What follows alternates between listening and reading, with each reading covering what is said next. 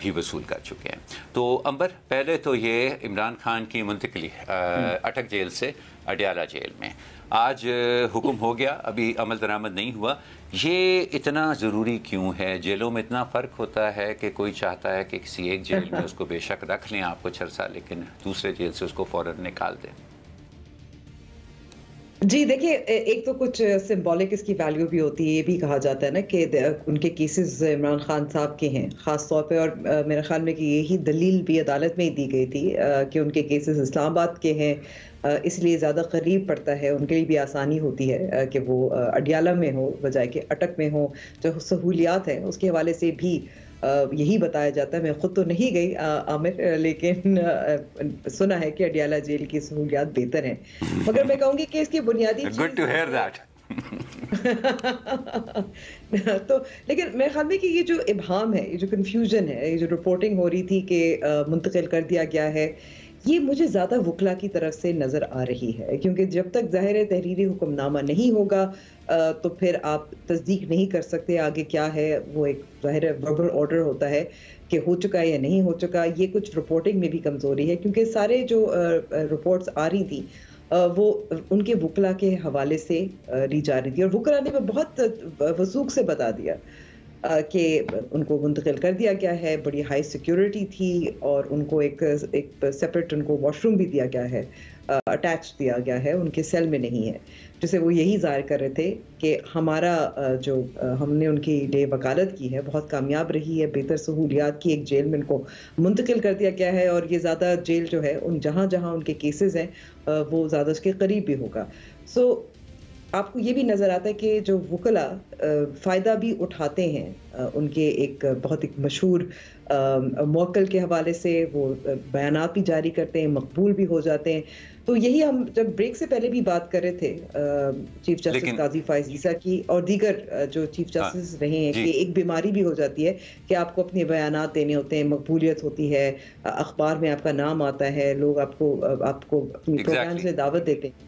تو یہ مجھے بیماری وہاں زیادہ نظر آ رہی ہے، کیونکہ جب تک آفیشلی جو جیل حکام آپ کو نہیں بتائیں کہ جو ان کیس تو ظاہر ملزم ہے، انڈر ٹرائل ہے عمران خان صاحب، ان کی منتقلی ہو گئی ہے، تو آپ کیسے کہہ سکتے ہیں؟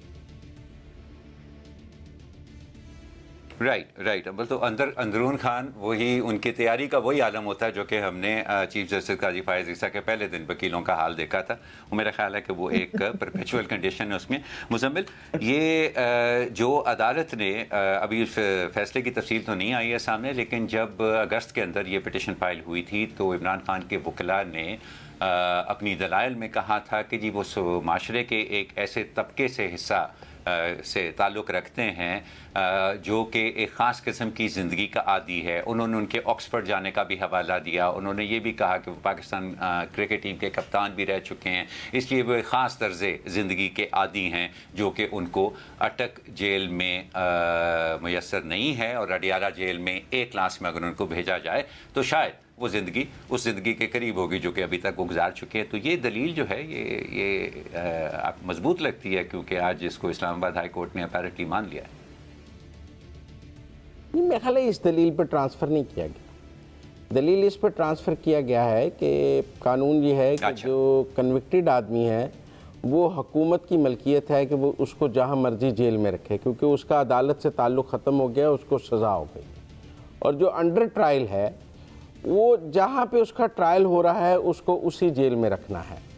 قانونی نقطہ یہ ہے، اور اس وقت چونکہ ان کا سائفر اور دوسرے ٹرائل اسلام آباد میں ہو رہے ہیں، اور اسلام آباد کی جیل جو ہے وہ اڈیالہ ہے، تو لا پوائنٹ یہ ہے کہ پھر قانون کے تحت انہیں اڈیالہ ہی رکھا جا سکتا ہے جب ان کا ٹرائل اسلام آباد میں سائفر کا ہو رہا ہے اور دوسرے ٹرائل ان کے اسلام آباد میں ہو رہے ہیں۔ تو اب وہ ان کی کنوکشن سسپینڈ ہو گئی ہوئی ہے، تو اب وہ کنوکٹڈ نہیں ہیں، اب وہ انڈر ٹرائل قیدی ہیں، اور انڈر ٹرائل قیدی کو آپ نے اس عدالت کے قریبی جیل میں رکھنا ہے۔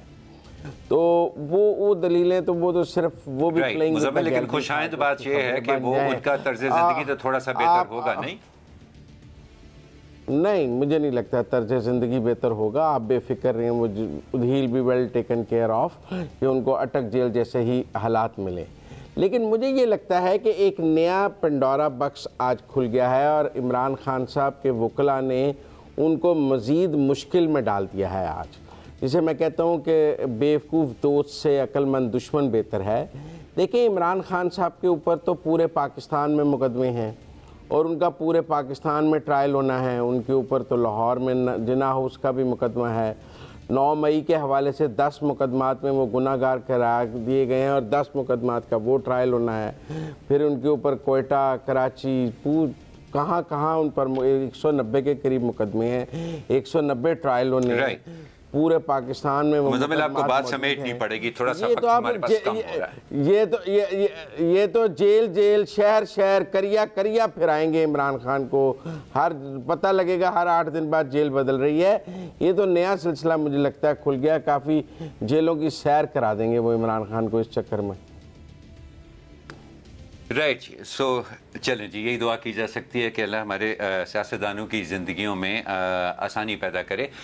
ویری کوئکلی، تھوڑا سا وقت ہے لیکن میں یہ خاور فرید مانیکا کی بات ضرور کرنا چاہ رہا تھا. یہ بھی اگست کے شروع کے اندر یہ FIR درج ہوئی امبر ان کے خلاف، یہ قبرستان کی زمین پر غیر قانونی قبضے کی، وہاں شادی ہال اور دکانیں بنانے کی.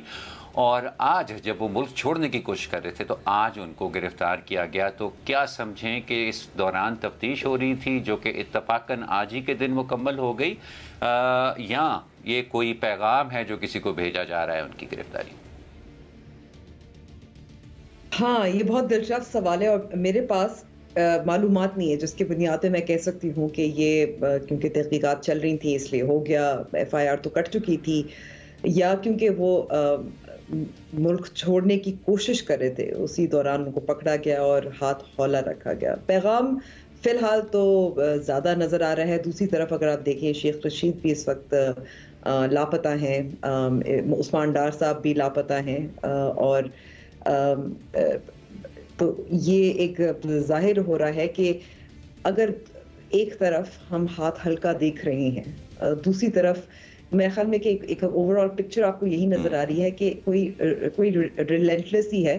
اٹ ول ناٹ لیٹ اپ، یعنی کہ آپ اگر سمجھتے ہیں کہ آسانیاں پیدا ہو جائیں گی، ایسا نہیں ہو رہا.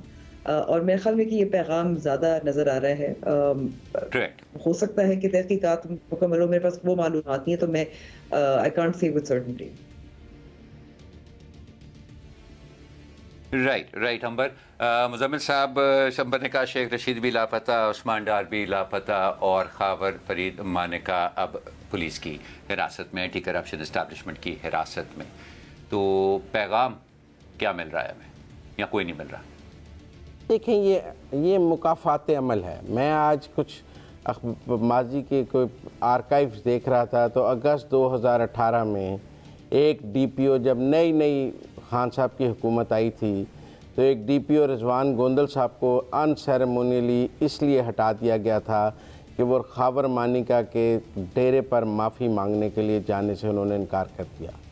میں نے خبروں کو مزید ڈھنڈولا تو اس رضوان گوندل کو بعد میں نہ پوسٹنگ ملی اور کئی سال تک تنخواہ بھی نہیں دی گئی، کیونکہ خاور مانیکا ان سے ناراض تھے. ان پر نوکری بھی ختم ہو گئی، تنخواہ بھی بند کر دی گئی، زندگی تنگ کر دی گئی. تو اگر آپ خاور مانیکا کے ڈیرے پہ جا کے معافی نہیں مانگتے تھے تو پھر آپ کا یہ حال ہوتا تھا.